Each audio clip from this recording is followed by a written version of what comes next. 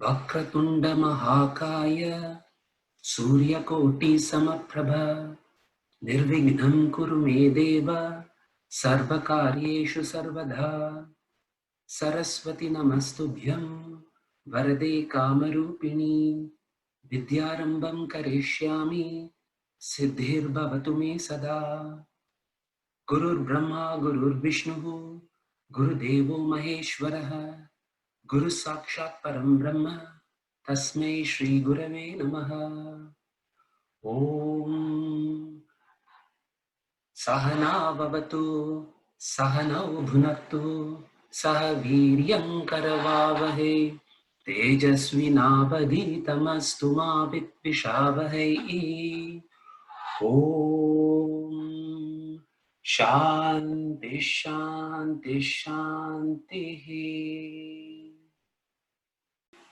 Namaste and welcome to today's session, where we shall continue with the subsequent verses of Durvaasana, Pratikaara, Dashakam. Is my volume okay, or is it too soft? We saw what was the lifestyle that is expected of a student of Vedanta. I shall quickly share the slide. This was the lifestyle, and this was discussed in the first verse of the Durvaasana Pratikaara Dashakam. And then they went on to the remedies that are required to overcome the Durvaasana. And the remedies were starting in the second verse.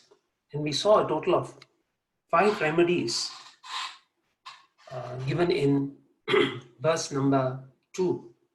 Okay, just to recap, this was last week's session. Again, I wish to reiterate that this text, the Durvaasana Pratikaara Dashakam, is not a text that is popularly shared or discussed in mainstream Hinduism. The reason being that the remedies prescribed here are specifically for students of Vedanta. In other words, students who are pursuing the study of Vedanta with a view to attain the goal of Vedanta, namely moksha. So it is for serious students, and as such, it's very important that as we go through every remedy, we don't just take it as another list that we add on to our existing list of do's and don'ts. We should look at how, as each remedy is mentioned, we should look at how I can improve in this quality that is stated there. If I'm already pretty good at it, then look at how I can do it better. If I don't have it at all, think about how I can cultivate it in me. Many of these remedies we may not be perfect in having it in us right at the onset. But what is important is that as we discuss it, make it a point to think, reflect on it, ask yourself, how far away am I from this? How much can I improve? How can I improve this quality such that it manifests in me completely? Be very critical about yourself. Just as we call for deep vichara and inquiry for students of Vedanta, it's also important that students of Vedanta have very deep intellectual honesty with themselves and be very brutally honest about where they are with regard to these values. And this is very important because these values are the ones that are going to hold you in good state eventually when you start analyzing, when you start going to Upanishads and details of the analysis in Vedanta, and when the knowledge starts to unfold, these values will prepare you and put your mind in a good position to understand the knowledge better and subsequently manifest it in your life. So do a regular vichara on each of these values. Okay, I know of people who have actually prepared spreadsheets and tables, tables where they can actually monitor charts to monitor how much of progress that they are making in each of these values. So I leave it to you. I don't want to be too prescriptive. I leave it to you to think of how you can come up with better ways, use technology or whatever to see how you can have this self-monitoring and self-audit. This is very, very important, because without this, this is just going to add on to the many, many notes and material that you have collated and collected over the years of studying Hinduism. It's going to remain in the books and it's not going to become a part of your life. So this is a very important point. Please don't take it lightly. Okay. The slides, I'll share it after today's session. I'll convert it all into PDF and I'll post it on the WeChat, sorry, on the WhatsApp, because there was a request, WeChat, WhatsApp, because there was a request from on the chat group that they wanted the slides. Huh? So rest assured, you'll get the slides. Okay. The point is the slides are not important because the slides are just a bullet. It's the elaboration that is more important. And it's very important that you understand what the bullet is saying, because the bullet is just a short phrase and it may not say much. So it's very important that you register what exactly is the intent behind the bullet, the message behind the bullet, and see how I can implement the message in my life. Huh? So don't put undue emphasis on the slides. Huh? Okay. So we'll continue today with verse number 3. Huh? Verse number 3 starts off with Jikhvopasta sukha sab brahmam tyaja manaf paryanta dukhekshanat. What it's saying there is that one should manage the pleasures that are derived from the tongue, from the jikhva and the upasta. Jikhva is tongue, upasta is the sexual organ. Okay. In traditional Hindu, in the Hindu tradition, and even in Puranas, many a time, men have landed in trouble, men and women, devotees of God, have landed in trouble because of Jihva and Upasta, sometimes both, you know. So we'll find that these two organs are the ones that land people in trouble. Okay, let me handle the Jihva first, the tongue. The tongue is the one that can say words that are wrong, words that are hurtful, saying the wrong thing at the wrong time. So what the remedy here that is prescribed is that the tongue should be managed. Okay. In this case, actually, they're really talking about the when they say tongue here, they're referring to the function of not talking but eating. Actually, I'll come to the part about talking later, but this is primarily about the craving for food. Okay. And what they're saying is that there should be some management with regard to the desires of the tongue, with regard to food. In other words, manage how much one should consume. In yamas and niyamas, we have this value called mitahara, where it says that you should eat the right amount. Don't eat too little, don't eat too much. Okay, so that is for the tongue. The other one is the desire for sexual pleasures. Okay, the sexual issues, sexual problems have also been a cause for a downfall of a lot of men. Even today, you see Joe Biden, the minute he gets nominated for US presidency, a woman comes out and says that he has sexually assaulted her. You see, so there are so many issues pertaining to this, and a lot of this come from man's inability to manage the desire associated with the sexual organ, which is the upasta. Okay, so how is one to manage? That's the next question which will inevitably arise. And here the author, which is Swami Vidyaranya, is saying that you should manage it by regularly remembering the consequences of it, by reflecting on the limitations and the consequences. That means the joy that I'm going to get from the tongue and the sexual organ are not joys that are going to be permanent. They have their limitations, and if not managed properly, there is the consequence of it. And by consequence, I mean the negative consequence. So by regularly reflecting on the limitations and consequences, one should manage the jihva and the upastha. This is the message from that line of the verse. Okay?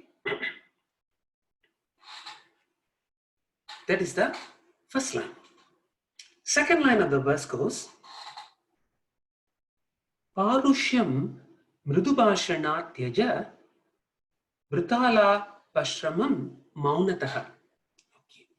What it is saying is that firstly, never use harsh words, but speak softly and soothingly. Never use harsh words, but speak softly and soothingly. And the second part it says, avoid unnecessary talk by practicing mauna. Mauna means silence. Okay? Avoid unnecessary. So first part it says, don't use harsh words. So you have to talk, speak softly and soothingly. Number one. Number two, avoid unnecessary talk by practicing silence as far as possible. First part, quite self-explanatory. Harsh words are words that will hurt other people. As a student of Vedanta, if we are on a journey to seek God, to seek moksha, it's a life where we should endeavor and put it as a very important goal of our life to never hurt people by thought, word and deed. So harsh words are is himsa. Harsh words is violence. Violence against somebody. Okay? Verbal violence. So harsh words should never be used against anyone under any circumstances. You should speak softly and soothingly. That is the point. And firmly, of course. Okay? But firmly where required. Okay? So that is the first point. Second point is that avoid unnecessary talk by practicing silence as far as possible. Again, as a student of Vedanta, silence is a very important attribute. Why? Because when you are prone to talking means what? When you're verbalizing, when you're talking means essentially you're looking for your mind is actually pointed outwards. Because of course, when I say talking, naturally talking to somebody, I'm not talking about self-talk or talking to yourself. That's a different thing. Here, talking means when you start talking to people, you're always looking for an opportunity to transact, to interact. And that means your mind is pointed outwards. And in Vedanta, actually, what are we trying to do? Our vichara is always about how we can turn our mind inwards to do the inner inquiry, to discover who am I. So this calls for a shift in how the mind is typically oriented. And our minds are typically oriented outwards.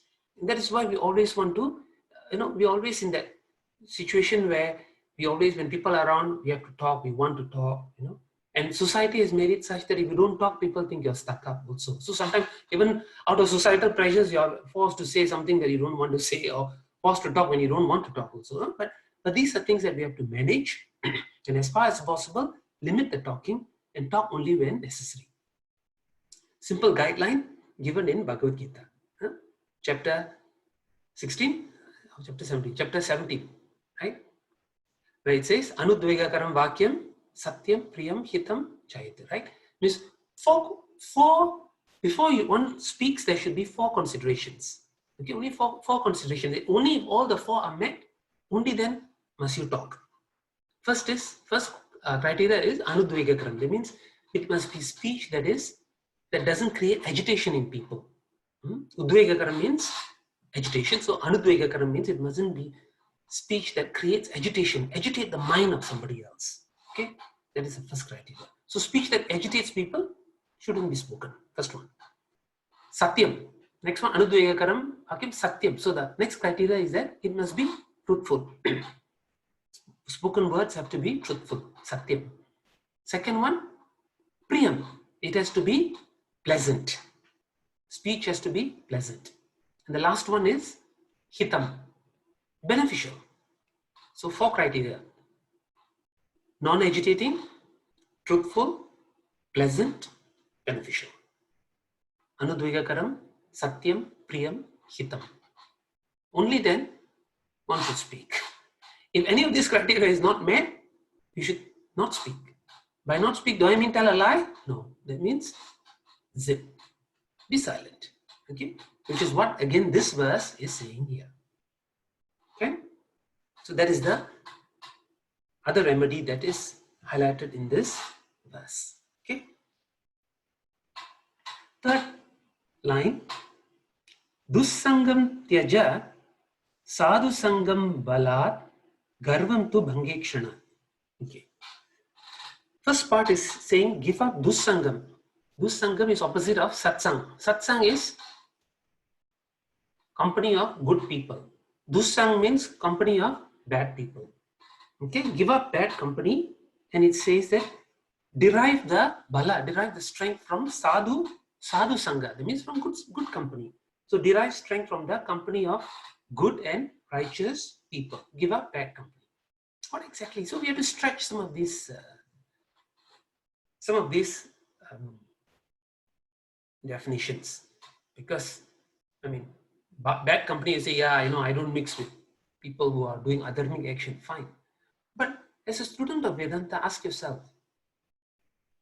are you mixing with, how about people who may not necessarily be on the path of Vedanta? How much of the time is allocated to that? That's number one. Number two, how often is your mind in tune with the activities? You may be physically separate from people, that's fine. But is your mind often on issues pertaining to what bad company is about? What are the things that you're thinking about? That is also a type of bad company, So here you have to ask yourself, am I associating myself with company that is going to help me in my goal? Okay, again, don't forget our goal.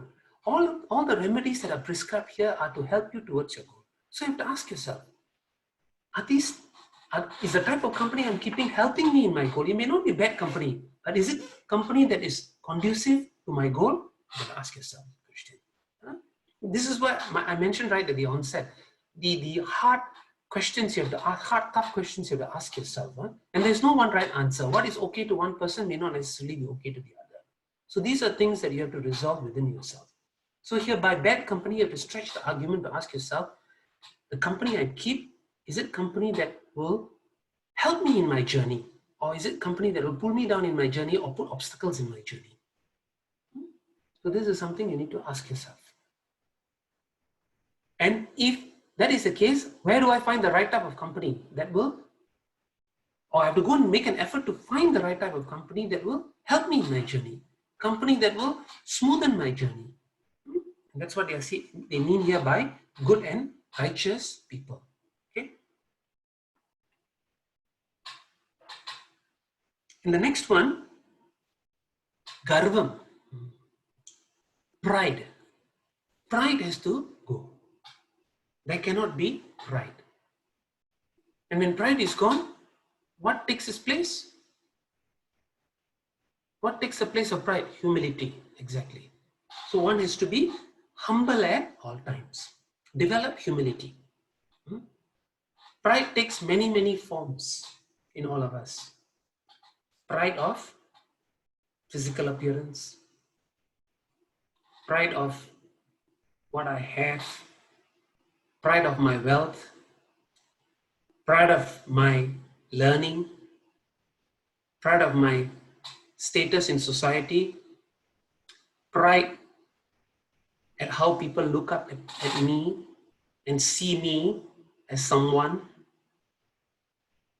Pride at how relatives see me. Pride of my achievements. So the pride comes in many, many, many, many forms. And some of this pride, I may not even manifest it externally because I know how to keep it under wraps. But we have to ask ourselves, in my mind, am I proud of all this? If I am, then I have to see how I have to eliminate it. I may not be proud of my learning. I may not show the pride of my learning to people, because I've got enough EQ to be humble in social situations. But that is not enough for a Vedanta student. That is not enough. Because if internally you're still going to feed and cultivate that pride, whatever the pride may be, I'm just using learning as an example. But internally, you're going to cultivate that pride and nurture it, it's not going to help you. Because one day you're going to be put in a situation where that pride gets hurt, and then you'll see the negative reaction coming within yourself. Okay? So it's very important that we take stock of what are the things that I'm proud of. And it's very easy actually once you're honest with yourself. And see how I can work towards reducing it. When I say reducing it means what? Replace it with humility. And the best way to cultivate humility is by attributing all that I have, all the achievements that I have, attribute it to who? To Bhagavan, to God. Because the minute I attribute it to God and say that I've achieved all these things because of society, because of others, because of God, then naturally I'll become humble. I realize that none of these things that I'm proud of can actually be attributed to me. They all came about because I had good people around me, I had good parents, I had a good society, and above all, I had God who was always there, smoothing the path for me such that I could achieve all these things and get all these things and own all these things today.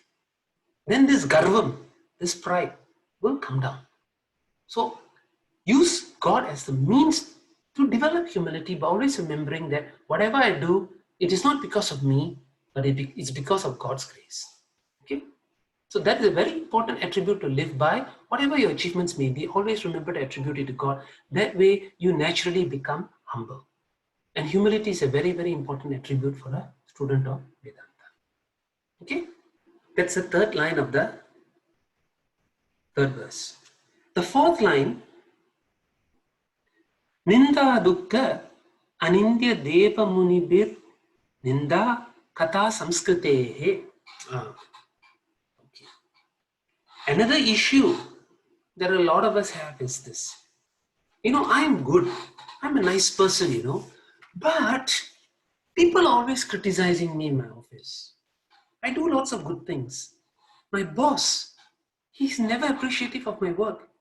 He's always criticizing my work, taking my report and giving it to somebody else. Not giving me credit where it's due. He's always no matter how good a job I do, my boss is always criticizing me. My colleagues are criticizing me despite my best intentions. So we always face criticism.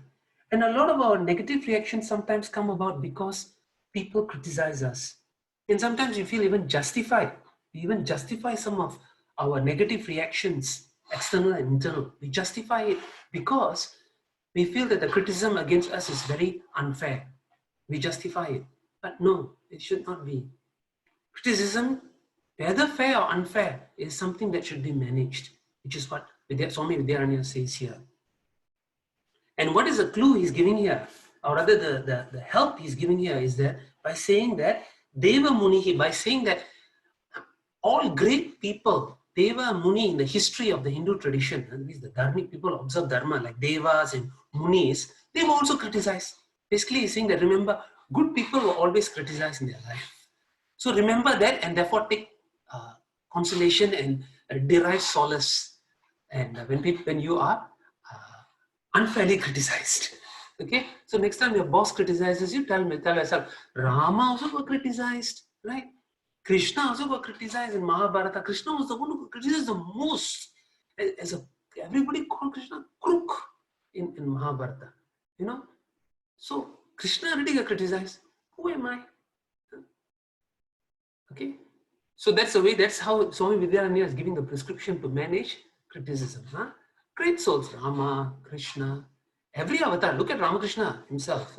Swami, even Ramana Maharishi, although I can't recall Ramana Maharishi so much, but others like Ramakrishna, Swami Vivekananda, all of them, all great men were always criticized. Paramahansa Yogananda himself, all great men were criticized in their lifetime because there will always be people who will never understand their greatness, and therefore they will always be criticized. So you should also take comfort from that. If such great men can be criticized and they can take it, why can't I take it? Learn from them. Use them as a role model and take it upon yourself. Okay?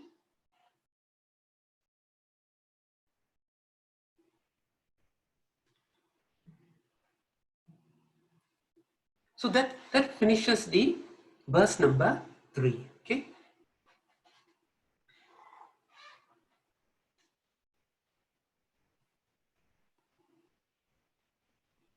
You talk about criticism.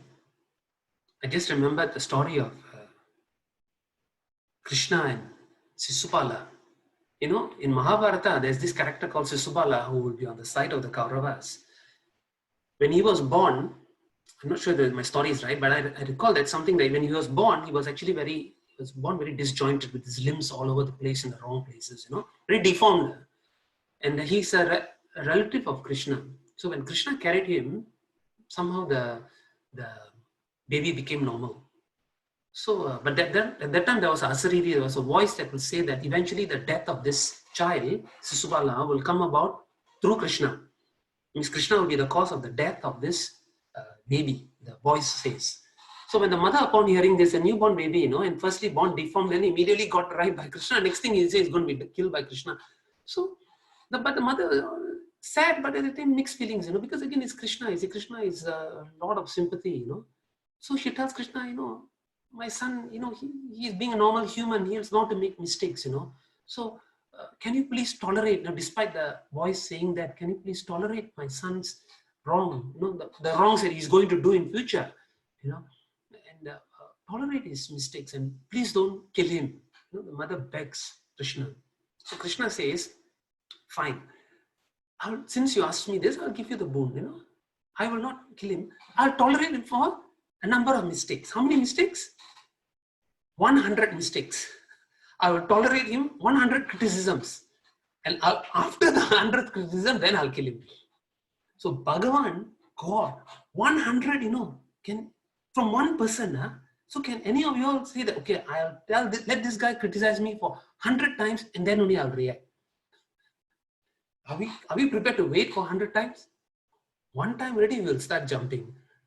Maybe two, one time maybe we'll tolerate. Two, maybe we'll tolerate. Three, maybe we'll tolerate. Four, the good guys will tolerate. 4. Beyond 5, 6, 7, I don't know. Krishna tolerates 100.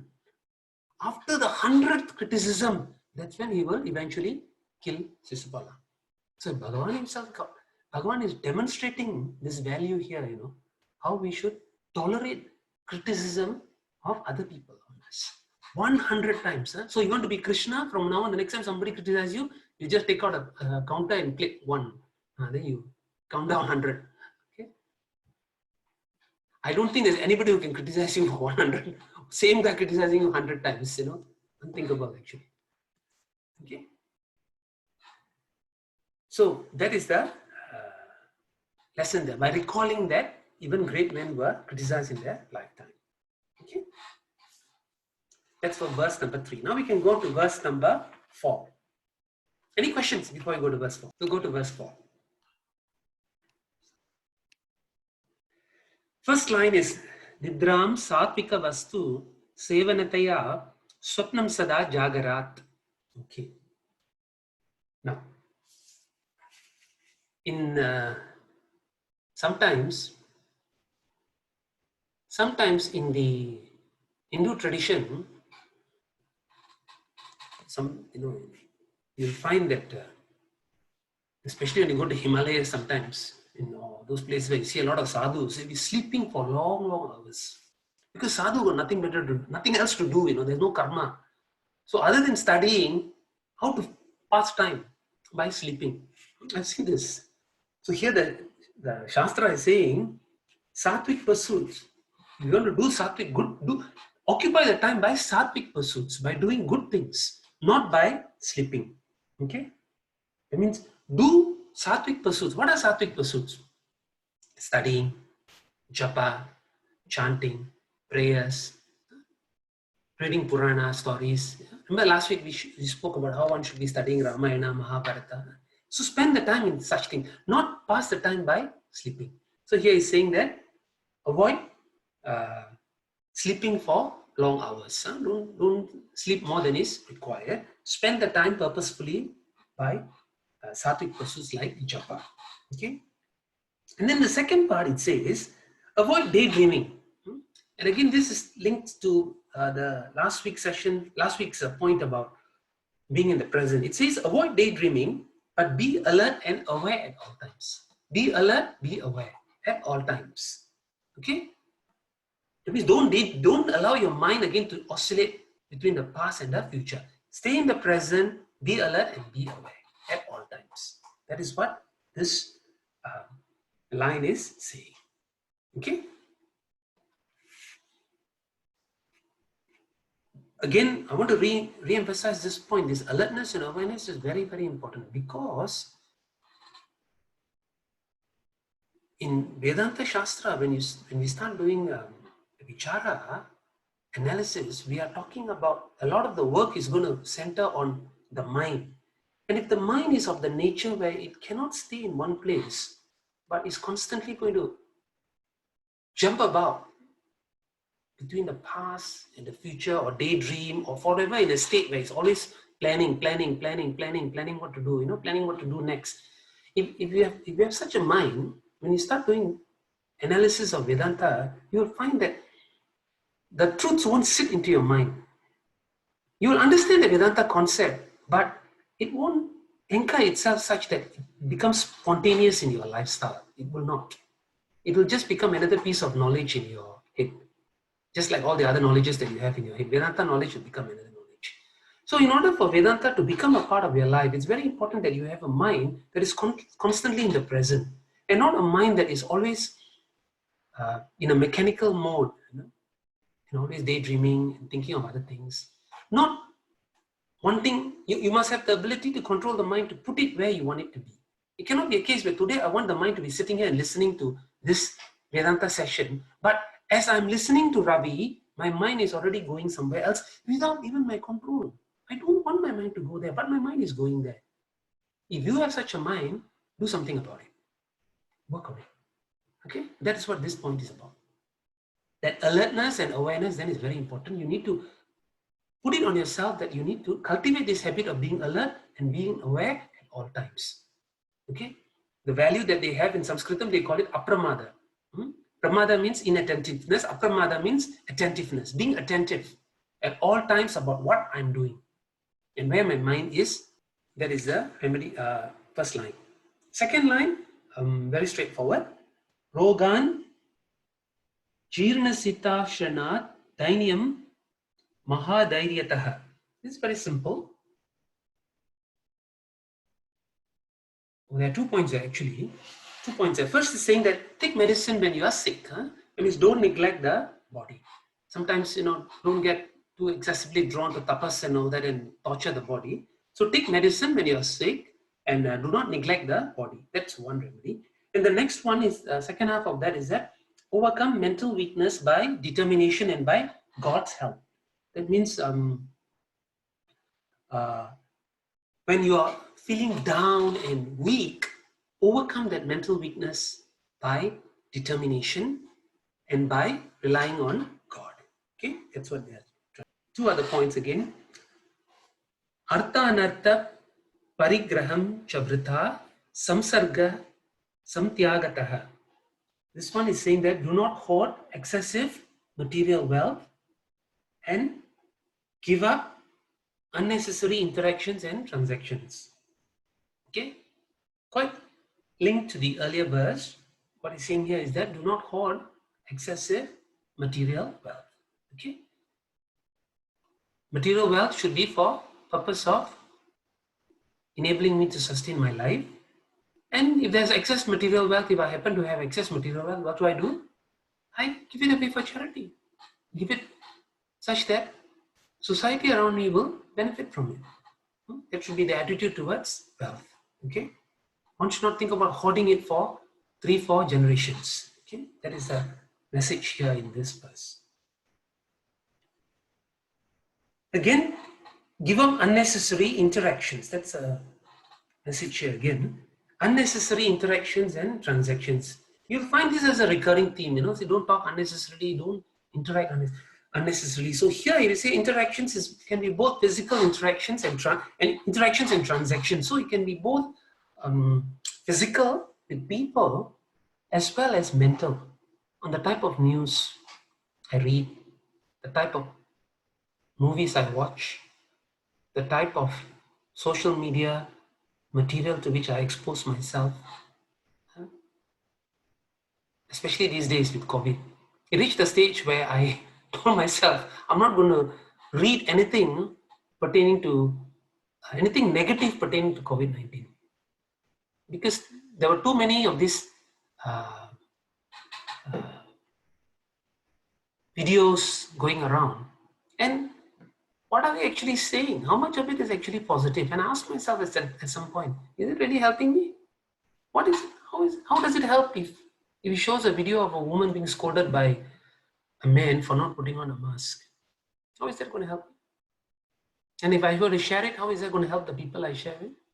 I really can't understand. If one of y'all can enlighten me, I'll be very happy. But these are the things that are making their rounds today. So at some point I said, I better exercise discretion, because I find that, because there's nothing else to read these days in the news, there's no, sports is done and dusted, and everywhere you read in the newspaper, it's all about stocks go down and economy is going down, until they're tired of reading how much of profits and how much of losses they make every quarter, so really there's hardly anything to read these days. And what we get is all this negative news about COVID, about people scolding each other, being nasty, racist comments coming out. Is this going to help me in my life? Is this going to make me a better person? Is this going to make me more loving towards my fellow beings? Is this going to make me more kind? Is this going to make me grow closer to God? Is God going to be happy with me for reading such things?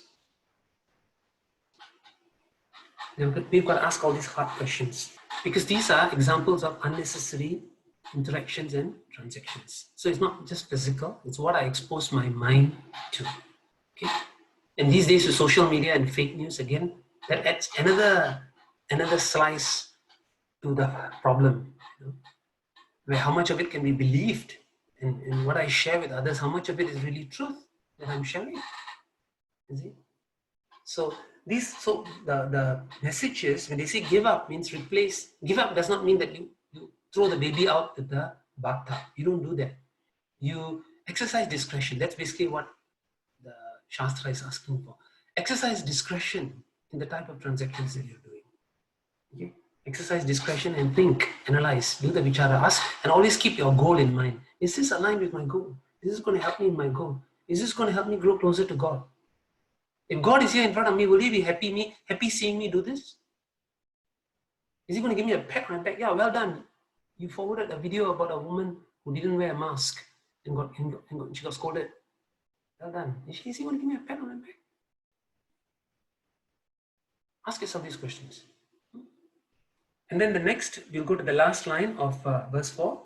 Stri vancham dosha darshana balat dukkam sukatmekshana. Okay. Here, last two is again, give up fascination for the opposite gender, again by seeing the defects in it. This is fascination for the opposite gender. Man being a creation of nature, somehow their genders have a fascination for the opposite gender. This is something that is there inherently in birth.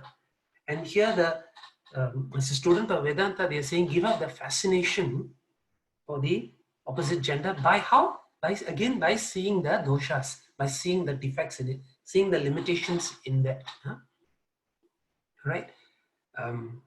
So that we're not overly fascinated with the opposite gender.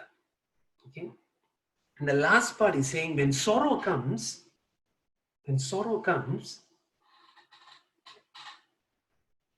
seek the sukha of Atma. When sorrow comes, seek refuge in the sukha, in the happiness of Atma. Atma Sukhekshana. Sukha Atmekshana. Sorry.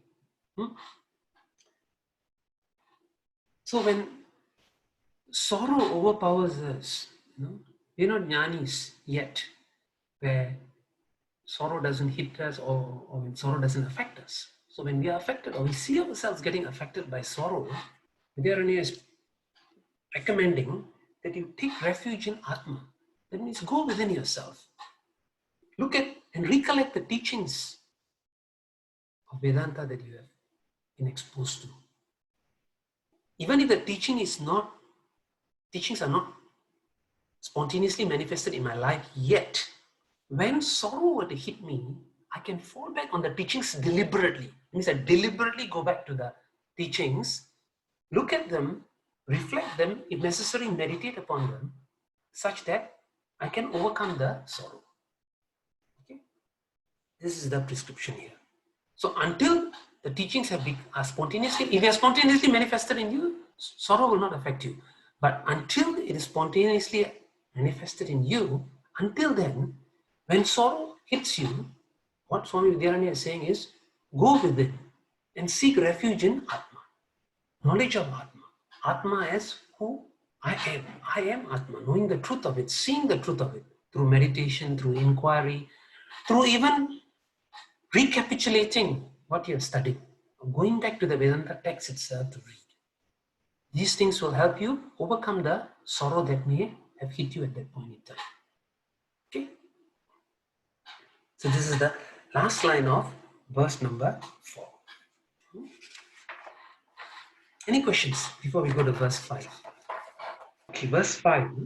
Dara Shakti Manadara Sutadana Saktim Tvanityatvatah. Okay. What he's saying here is, don't lean excessively on wife, children, wealth for your security and happiness. In Hindu tradition, we say the 4 human goals are dharma, artha, kama, and moksha. So artha means the securities, and kama is the entertainment. So these are goals that are natural to humans, and these are goals we even share with animals actually. Artha and kama, security and enjoyment. So man naturally relies on associations, on his relatives, on family, on children, on wife, on wealth. These are things that will give us our security and our happiness. The house, the car, the money that we have, these are things that give us a sense of security. Without these, we can feel very, very insecure. Happiness, our relatives, our families, our spouse, children, grandchildren, these are people who give us our sense of happiness, or sometimes even validate us. Okay? Here Swami Vidyaranya is saying, while that may be the case today, don't lean excessively on it. Don't lean excessively on it for your security and happiness. Why? Because in Vedanta, I'm seeking a happiness that is not going to be dependent on anything else. These happiness are all external to me. And I'm depending on something external for my happiness. And when these things that are dependent on one day, either if they are taken away or if they turn around and cease giving me that security or happiness, I'm going to be in trouble. And it happens, we all know. Children, right? Children are so adorable when they are young. 10 years old, 15 years old, everybody wants to get, at 5 years old, you want to carry the child. 10 years old, you're already getting annoyed, with some behavior. By the time 25 years old, father and son can't see eye to eye. Right?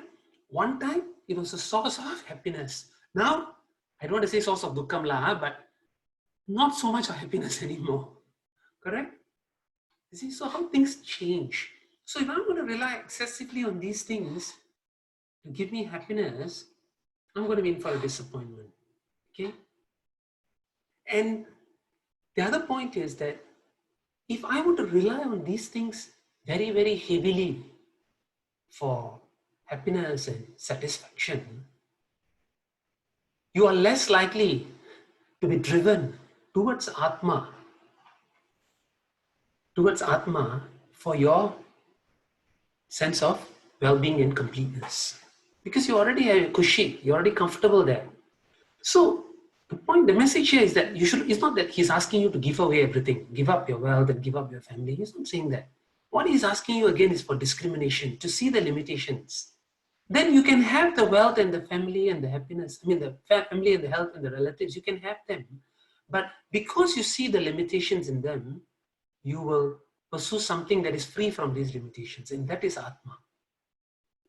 You understand what I'm saying? So Vedanta is not saying that you give them up.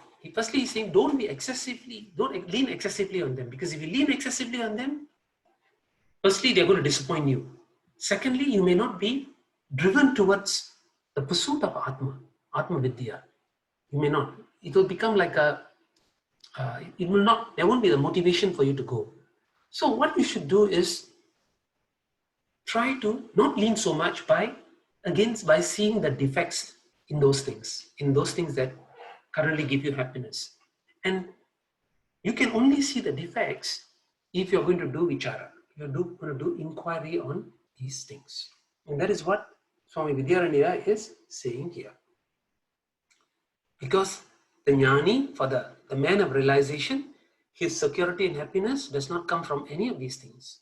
His security and happiness comes from Atma, from knowing what is Atma. And a step before that will be Bhakta. A great Bhakta sense of security and happiness comes from his leaning on God. Knowing that God is there to look after me. That is his sense of security. Knowing that God will always ensure nothing bad happens to me. That is his sense of happiness. That's an important step before Jivan Mukta. To realize that Bhagavan is everything. So that's a very important step. So as we cultivate bhakti, as we worship, as we pray, a good step would be to become more and more reliant on God, less and less reliant on things. So I'm not asking you to give away material wealth and relations, but to shift your focus more and more towards God is not very difficult to do. And by that, I don't mean go and do more puja. That's not what I mean. What I mean is spend more time with God. Give time to God. Set aside time to God for God. Talk to God. Make God a partner in your life. All the things that you're doing, bring God with you. Make him a partner. Remember, we talk about 9 types of bhakti that is in our tradition. Many relationships. You can treat God as a friend, as a child, as a sibling, as a master. Relationships you can build with God. The 9th one, of course, is Atman Nivedanam, where you see yourself as God itself, But before that, there are the 8 types, which are different types of modes of bhavana, relationship, ways of relating to God. And if you spend your time cultivating these modes of worship, cultivating a relationship with God this way, in any of these 8 ways, it's going to move you closer and closer towards the goal of understanding, coming to see yourself as Atma. Okay? And then you'll become less and less dependent on wife, children, wealth as sources of security, sources of happiness, and as sources which validate me, and give me a sense of well-being. So I don't need these things anymore to give me a sense of well-being. My sense of well-being comes from knowing that God is there to look after me. That is the nature of a bhakta. Okay? That is point number, the first point here in verse number 5. Okay. Next one. Sneham moha visarjanat karunya naishturya mantasteja. Okay. 2 values there. First is, he's saying don't become over-attached to anything. Don't become over-attached to anything by placing excessive value on it. I think it's a general statement. Don't get obsessed with something you have or obsessed with something you don't have and want to have. Don't get over-attached to it and then you place excessive value on it. Okay, again he's saying and use discrimination to get rid of this moha. He calls it a moha, a delusion. The delusion, why is it a delusion? Because I think that by having it, I'll be happy. I'm single, I'm single. I think that if I get married, I will be happy. I'm obsessed with finding a partner. Because why? I have the notion that if I have a partner, my life will be complete. Or a particular type of, say a particular car, take the brand of car I don't have. I think that by having the car, I'll be happy. So I've placed a value on it. So this is what Vidyaranya is calling as a moha. Because I placed an excessive value on it. I don't see it as something to be used for my functional purpose. And by placing this moha, by having this moha for it, I'm going to be in for a disappointment at some point in time. So what he's saying is that with discrimination, with viveka, get rid of that delusion. That is what Vidyaranya is saying. Okay. And the second part is saying, Karunya Naishturya Mantas Tyaja. Okay. Develop compassion for all living beings. Okay. Develop compassion for all living beings. We are all generally compassionate people, so it's not them. So we should look further at what exactly is this point here that they are making. It's actually a very, very important point. It's not just about developing compassion. It's about forgiving everyone. Because when you're really compassionate, you will forgive everyone. Today, very easy to be compassionate, very easy to be kind and forgiving towards people who are nice to me.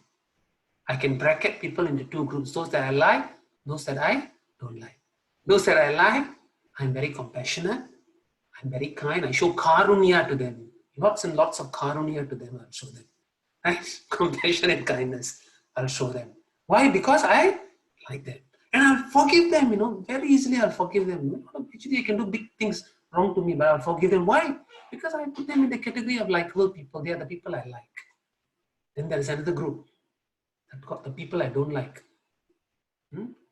That group, when they do the small things wrong, am I prepared to forgive them? No. This is the proof. This is where you make the shift from a normal devotee to a student of Vedanta. This is the shift. Because we'll normally justify to say why I shouldn't forgive because of the 1001 things wrong that he has done to me wrongly. So why should I forgive him? This is always the logic we will. Correct or not? Correct? Very, very good justifications why that guy should never be forgiven because of all the wrong things that he has done. What kind of adharmic fella he is? No. This is the difference between a normal devotee and a student of Vedanta. Okay? You forgive even the people who have done you wrong. You forgive even the people who have done you wrong. This is the message. That is what it means by developing compassion. Compassion for people who like you is no big deal. Even animals can do that. Okay? So nothing to be proud about in saying that I have compassion, I do seva, I help the poor. No, anybody can do that. It's easy to be kind to people who are nice to us. The challenge is, can you be kind? Can you forgive people who have not been nice to you? That is the challenge. You want an example of the ultimate in forgiveness? You want an example? You don't have to go far. You look at Mahabharata. You'll find the ultimate in forgiveness demonstrated by one person called Draupadi. Remember what happened at the last day before Duryodhana was going to die? He wanted to see the Pandavas dead by hook or by crook because he had already broken, Bhima had already broken his thigh and he was lying on the battlefield dead, bleeding. And he knew everything is lost. He knew he's lost the war. But he still wanted to see the Pandavas dead and he will call Ashwatthama. Ashwatthama is the son of Guru Dronacharya. Arjuna is the Pandavas' archery guru is Drona. Drona's son is Ashwatthama. Ashwatthama and Drona all fought on the side of the Kauravas. Duryodhana will call Ashwatthama and say, go and, they are all sleeping at night, go and cut the heads of the Pandavas. Because you're not supposed to fight once sunset. The rules of battle is once sun is set, no more fighting, everybody goes back to the camp and sleep. But here he wanted him to cheat, go in the darkness of the night, go and slaughter the 5 Pandavas. Ashwatthama agrees and he goes. Krishna knows about this. What does Krishna do? He will replace the 5 Pandavas sleeping place with the place of the 5 Upa Pandavas. Who are the Upa Pandavas? Upa Pandavas are the 5 Pandavas' sons, the sons of all the 5 Pandavas for whom the mother is Draupadi. Draupadi is the wife of the 5 of them, right? With each of the Pandavas, she had a child. And these 5 boys were called the Upa Pandavas. So Krishna will replace the Pandavas with the Upa Pandavas. Thinking them to be the Pandavas, Ashwatthama will slaughter all the 5 of them and he'll go back and tell Duryodhana that I've actually killed the Pandavas. Duryodhana will die thinking that the Pandavas are also dead. The next morning when they all discover, just imagine the state of Draupadi. She only has 5 children actually, and these are the 5. So she's essentially lost all her 5 children on one night. And horrific, and they didn't die in a dharma yuddha or in a battle. They were slaughtered mercilessly by unfair means. So she was so distraught, she couldn't take it. She went through terrible pain and anguish. But eventually when Ashwatthama is captured and brought before Draupadi, because subsequently Arjuna will find out and Arjuna will go and fight with Ashwatthama and capture him and bring him back. Krishna will present Ashwatthama before Draupadi and ask him, what do you want? What shall we do with him? Or Arjuna will present before Draupadi and say, what shall we do with him? Draupadi will forgive him. Because he is the son of the Guru, the son of Drona.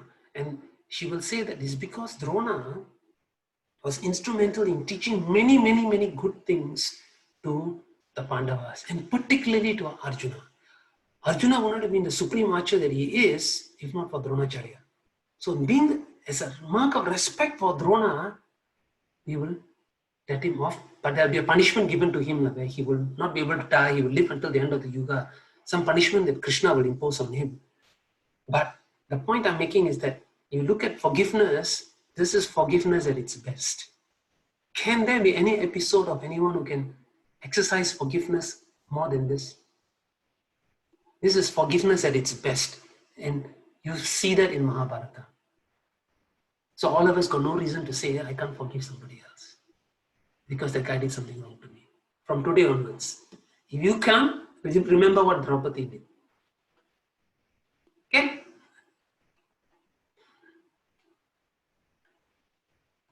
Difficult, but work on it. Difficult, but work on it. Make the effort and you'll find how easy it is. And I tell you, people will not know it. Forgiveness need not be external. You need not externally manifest the forgiveness. Forgiveness need not be manifested externally to that person. That person may not even need to know that you have forgiven it. Forgiveness is something internal. It's in your mind. The only person who will know that you have forgiven is God. And is God going to be pleased with you? Absolutely. Absolutely. Especially when you forgive the ones who have hurt you. There is no, you will go a step up in the eyes of God. You will go a step up in the eyes of God when you do that. And you don't have to show this to anyone. You don't have to talk to anybody. You don't have to go and even engage the person. It's all something internal. Do it. Try it and see the results.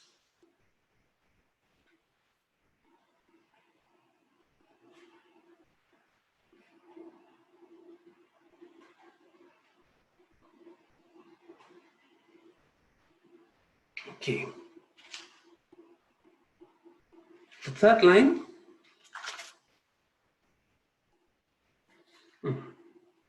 Audasinya samashraya tyaja suhrun mitrari Durvaasana. Okay. This is the tendency to judge people. Tendency to judge people.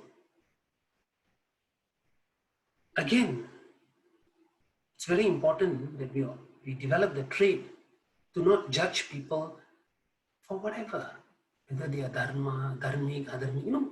Sometimes judging can have a whole spectrum. We judge people from the type of clothes they wear, to the type of hairstyle they have, to the type of cars they drive, the type of houses they live in, the type of jobs they hold, the type of education they have, the type of things they say, the type of society they come from, the type of background they come from, the type of country they come from. A whole range of judgments we can have about people.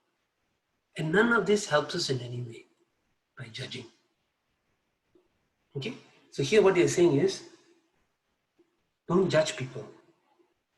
And develop an attitude of equality and non-involvement. Look at everything with an equal eye. Everything has its place in society. There's nothing that is better or worse. So it's very important that as a student of Vedanta, we don't have this judgmental outlook about people, people's behavior, what people are doing. This is right, that is wrong. You know, the sense of right and wrong is another big problem, because especially when you're exposed to dharma and adharma, you know, your sense of dharma, adharma becomes so strong that you start judging people. The slightest adharmic action, we start judging people. And that's another big trouble. And as a student of Vedanta, you have to go, even if you see adharma, yes, fine. If you can stop the adharma, stop, but if there's some adharma that you can't stop, what can you do? The point is, don't judge. And when I talk about judgment, again, it's all internal. It's a type of mental attitude that you have.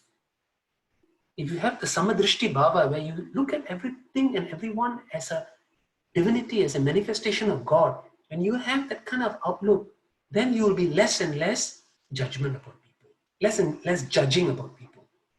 Okay, so develop that kind of attitude, and that attitude can only come when you believe that divinity is in everyone. Then you'll be less judgmental about people. You'll be more ready to forgive people. Okay, so this again goes back to earlier points that I mentioned about how we have to acknowledge divinity, recognize divinity in everyone, leading to unconditional love for everyone.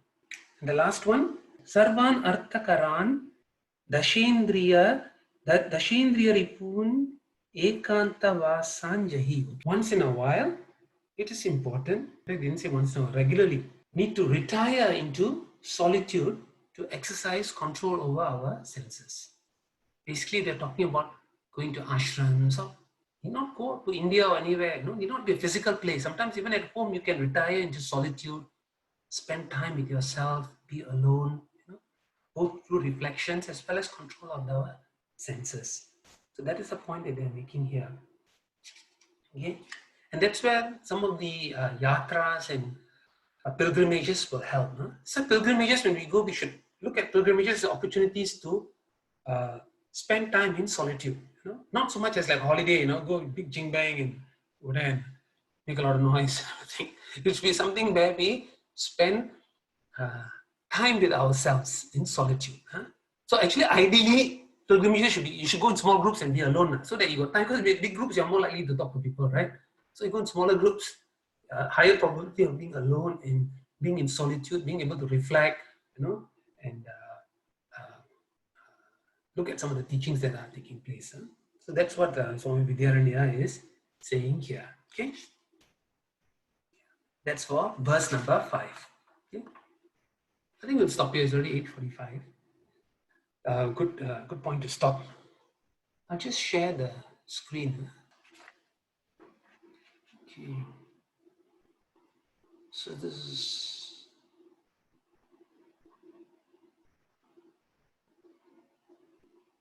Yeah. Any questions? A general comment. You see, the results. Don't think that you need to master and achieve perfection in these values before you see results. Nothing is further from the truth than that. You don't need to achieve perfection in these things.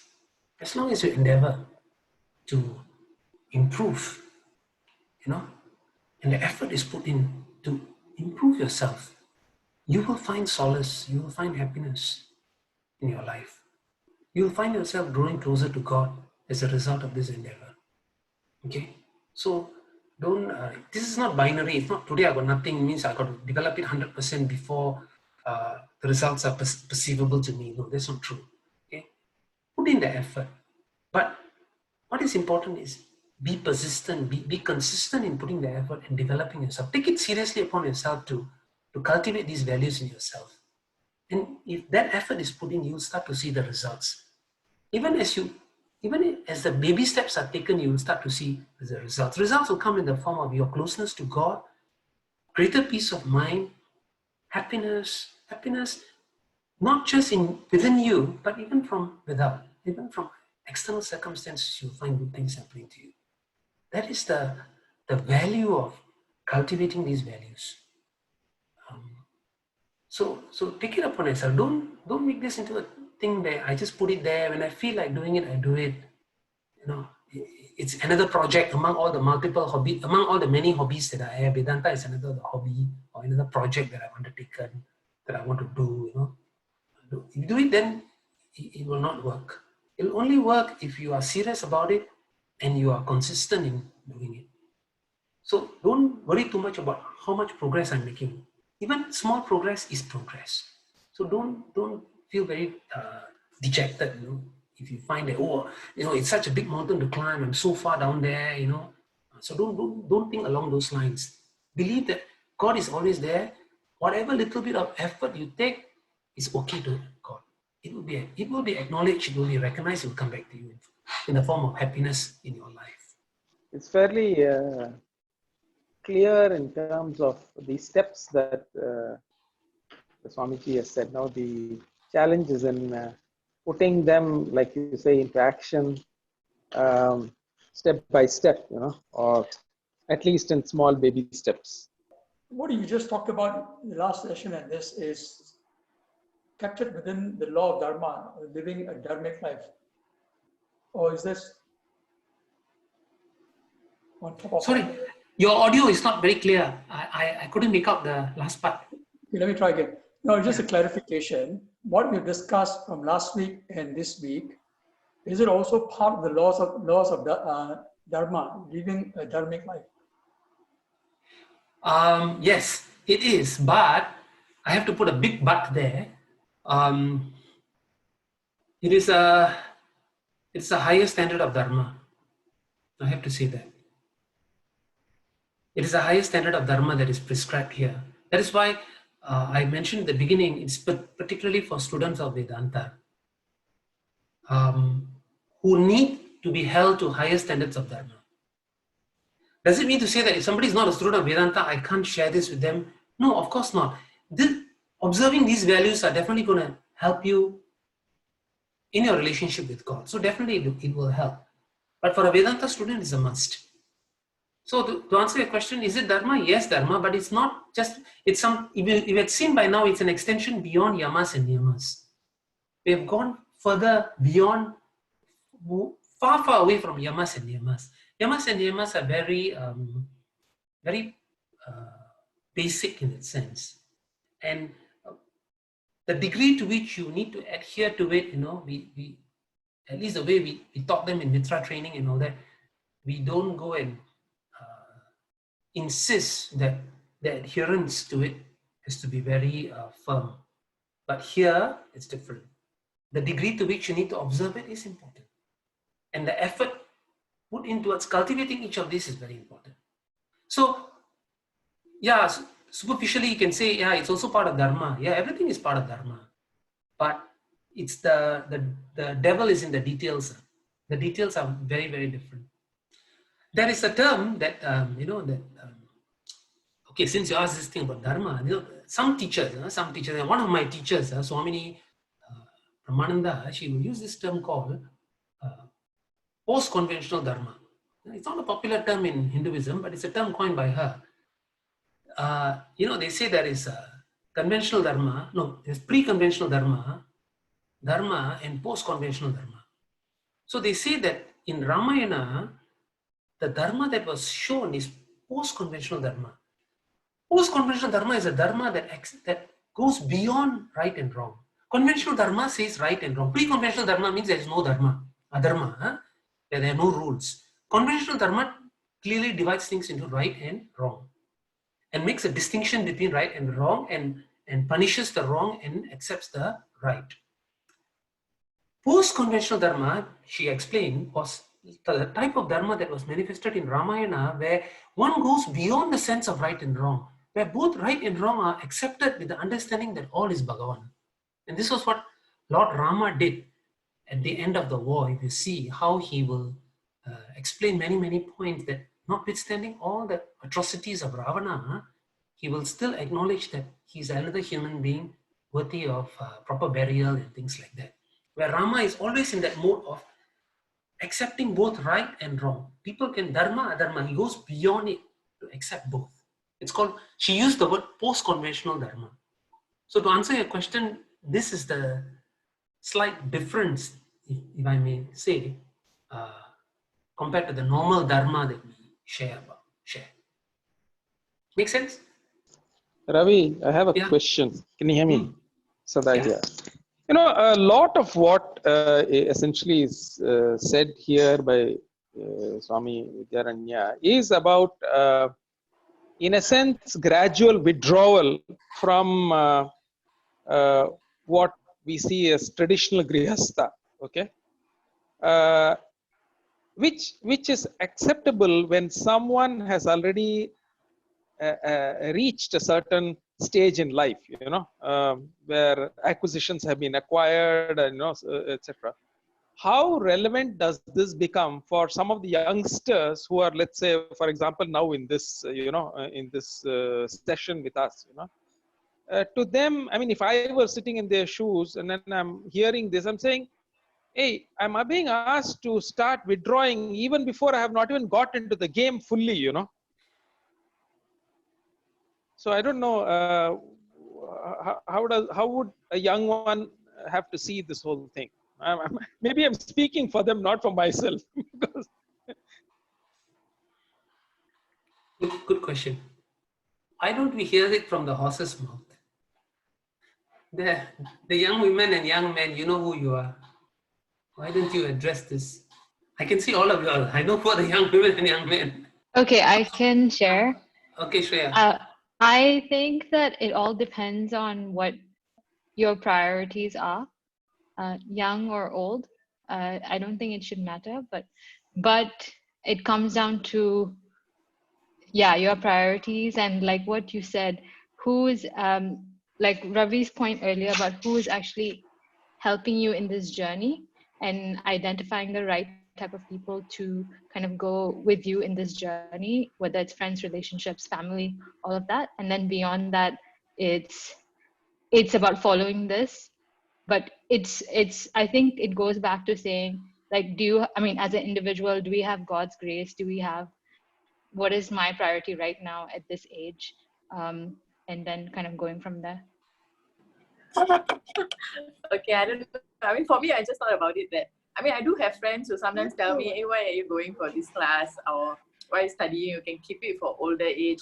But I always tell them that as I go for all this and I read, I feel that I can apply it in my life. And when I see the benefits, I feel I am more motivated to still go in this path, to learn more, to see how I can, I guess, yeah, I mean, being younger, even, if you have family and all, I feel we can still apply all this and see how it benefits us. Yeah, and not to really wait until like a certain time, then only I should start learning. Or yeah, I feel if I can put it to use when I'm younger, I mean, I feel happy about it. Yeah. Well, the other younger ones today, a number of them are not here today. Yeah, Chitra, you have a question? Yeah, I'm not the one of the younger ones, Ravi. Oops, okay. Oops. Okay, my question is Young about, at heart. my question is about post-conventional dharma. You use the example of Rama. Do I understand that post-conventional dharma is saying dharma even in wrongdoing? Is that what you're saying? Acceptance of acceptance of both dharma and that means accepting a person, notwithstanding whether he's dharma or dharma. I mean, showing love, forgiveness. Forgiveness, basically. That's what Rama did in Ramayana. He did the right thing. He had to go and fight and recover and destroy the adharma. There was Tadage and all those people were disturbing the Munivars and all that. But even after killing an evil person, he will always acknowledge the humanity in that person, and he will never allow Lakshmana or the others to put the person down. He'll always keep a certain respect to that person, notwithstanding that person has done adharmic deeds. And So you see this trait in Rama throughout Ramayana. In other words, attempting to see the good also in that person in addition to what he or she has done. Yes. And most importantly, to see that they are divinity, that the divinity is in everyone, even adharmic people. In Ramayana, at the end, Ravana, Lakshmana will ask, why do you have to give proper burials to all this? These fellows are all Rakshasas, Why do you have to to give burial to them. And he will strongly oppose and censure Lakshmana for that comment. You know, Rama will do that. And there's another version of Ramayana where they will say that it's not the popular one, not Valmiki Ramayana, another version of Ramayana where he will send Lakshmana to go and get advice, counsel from Ravana when Ravana is lying on the deathbed. No? Then he said, Lakshmana would be angry. What on earth? Why are you asking me to do this? And Rama would say that despite all the nonsense, all the atrocities, he is a learned man, and there's much you can learn from him. You know, and he will send him. And there's one, and that's a small discourse that takes place there where Ravana gives some inputs to Lakshmana. You know, but it's not a popular version. No? It's one of the one of the Ramayanas. I'm not sure which one. See, so Rama is that attribute in him. Okay, thank you. Susan, you want to say something about the young people thing? I mean, whatever, all these teachings are, I think, beyond age. I don't think age is a matter here. I think at different points in life, I think all these things can be really applied. And I really think that, you know, learning it earlier in life is much better because it's easier to bend now than later. Before you commit yourself to something that's, and place overemphasis or over-attachment to something, you know, you can balance off things better at a younger age. So that's my take on this. Yeah. And yeah. So Sada, so you saw the 3 young people give 3 different answers and all 3 answers are perfect. See, the point is this is a journey with God as a partner. So if you put your faith in God, God will guide you regardless of your age. And if you run into the difficulties or dharma sankata that may come about, leave it to God to resolve it for you. That much you can rest assured. He will look after you. So I don't think that's a big issue about age. Important thing is just now put your faith in God and go the journey. You say there will be hurdles, there will be obstacles. So what? God is there to help us smoothen the obstacles. Irrespective of the age, I think that, you know, at this stage we learn so many things from you, Ravi. But had we known it earlier, Yes. we would have learned a lot of things, our negative vasanas. Without that, we would have, because we were running all the time after money, after property, after children's education, after here and there, after all these relationships, straining ourselves. All these things would have been mellowed at the young age itself, had it been mellowed at the young age itself. Our journey would have been smooth and we would have been happier from the beginning itself. That's what we feel. Thank you. Thank you. I think one big problem with us is we watch too much Bollywood movies.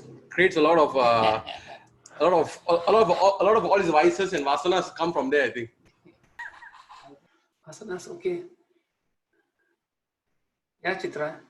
Mr. Bodhinatha, I think he said, I agree with him. Sometimes you do regret, you know, you wish you had learned some of these things earlier, or you were made aware of these things earlier, some of the concepts.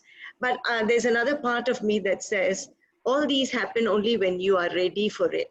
Maybe somebody did try inculcating or sharing some of these concepts, but you were mentally not ready at that point in time. You know, that's another part of me that counter-argues this statement. I don't know if others have any comments to make. You have to be really ready for you to absorb whatever is being told. Yes, Susie. So who decides whether you're ready or not ready? I don't know. For example, let me give you a very simple example. 7-8 years ago, I did sit in a Tattva Bodha session. I couldn't understand anything. Everything went beyond, everything was beyond me. But this session that I attended, you know, I find I was more in tune, able to absorb, able to understand. So there seems to be a time for everything, perhaps. I don't know.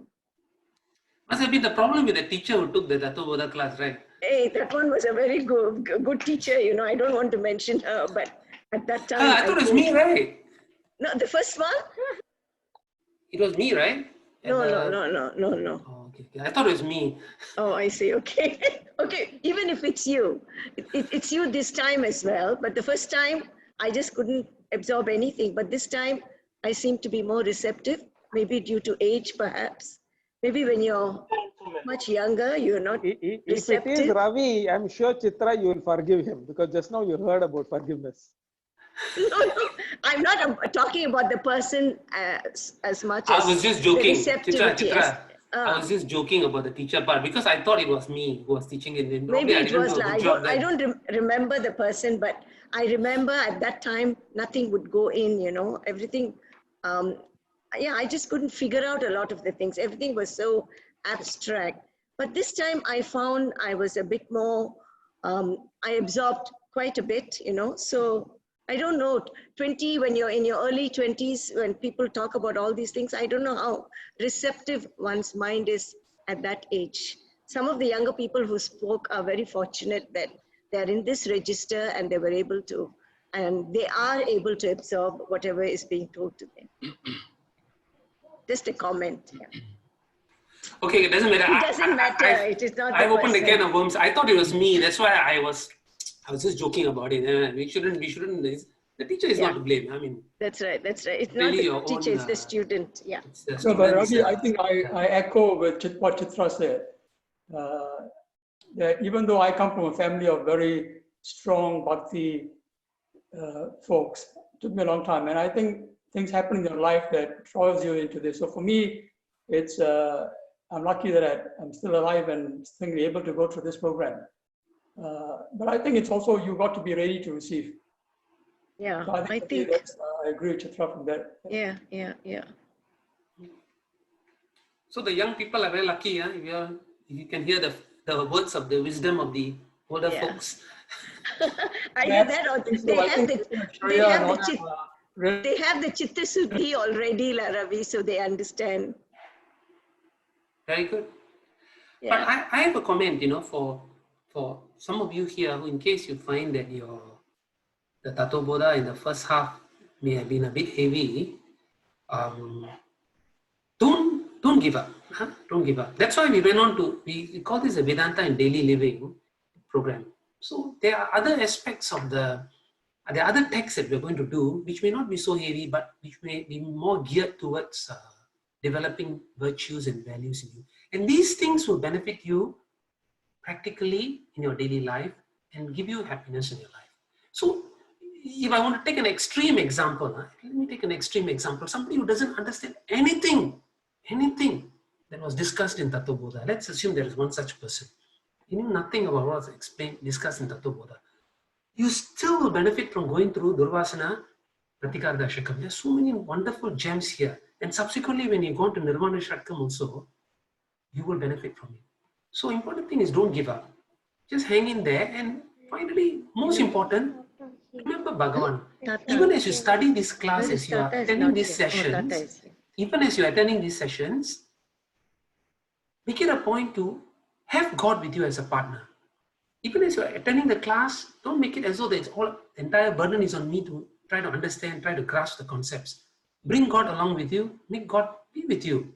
Make God as your partner in everything, including the learning. And then you will start to see how you can grow closer to God in the course of this journey. And that's just a word I would like to say. In case you are struggling at this point with what has been uncovered so far, unfolded so far in Tato Bodha. Any other comments or questions? Well, Nandini here. Yes, Well, it's just a comment because, I mean, these are the things that if you've grown up in a family, we heard, eat wisely, go to sleep early. These are things which have been reiterated in different ways all along. But like everything, it only gets in sometimes. So, it's like Bhagavad Gita, the first round didn't make that much sense. When I go through the second round, then I'm getting the concepts. So probably if I go through the third round, I might actually, do other things. So I think it's a question also of reiteration, how often you attend, how this thing is, how the subject is discussed in different contexts. So whether you're doing Nirvana Shatakam or you're doing Tattva Bodha, then you're doing Bhagavad Gita, you're studying the Bhagavatam. then you find that the pattern is recurring. It keeps on being discussed over and over again. And at some point of time, it gets assimilated, then hopefully integrated, and then it expresses itself in your thought, word, and deed. So it's a process. But at least the younger people have the wisdom to start early. But now that we are older, I think the onus is on us to start practicing quickly. Adopt soon. We don't have that much time. Thanks, Nandini. I would like to add on to the point that she made. See, you're right, that each time you go over it, you get new insights and new learning from it. But I would like to add that the more vichara, the inquiry you do on that also helps to give you further insights and learning, such that you probably did that. That's why each time when you went over the same text, you had new things to learn from it. So this is a good example that all of us should take on board, because it's not just about going through it one time and think that, oh, I've already covered it, therefore I don't need to. Even Upanishads, you can look at it again, even Gita, whatever text, you can look at it again. And second time you may, because of your maturity, because the mind has changed, you'll get a certain insight or a certain emphasis which you never got the first time around. Okay, so that's a good point. Yeah. Thanks, Nandini.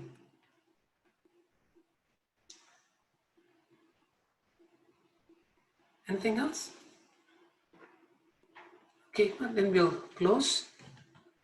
See you all next week.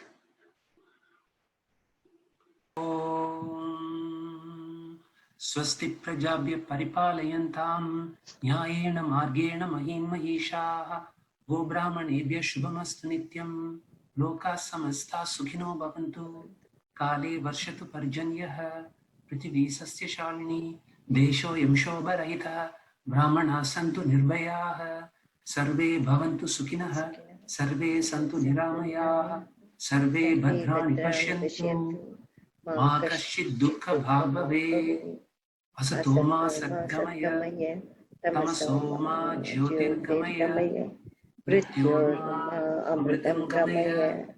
Om shanti shanti shanti.